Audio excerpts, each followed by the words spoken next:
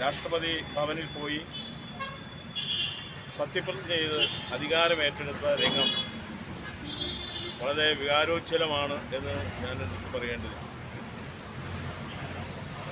രാജ്യത്തിൻ്റെ എല്ലാ രംഗത്തും വികസന രംഗത്ത് സജീവ സാന്നിധ്യമായി വലിയ പാരമ്പര്യം രാഷ്ട്രീയ രംഗത്തില്ലാത്ത രാജീവ് ഗാന്ധി പ്രകടിപ്പിച്ചു.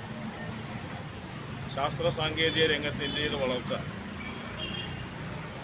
അതുപോലെ തന്നെ ജനാധിപത്യ സംവിധാനം ശക്തിപ്പെടുത്തുന്നതിൽ അദ്ദേഹം വഹിച്ച പങ്ക്, പഞ്ചായത്തി രാജ് നഗരപാലിക ബില്ല് പാസാക്കാൻ അദ്ദേഹം എടുത്ത യത്നം, ഇതെല്ലാം എടുത്തു പറയേണ്ട കാര്യങ്ങളാണ്.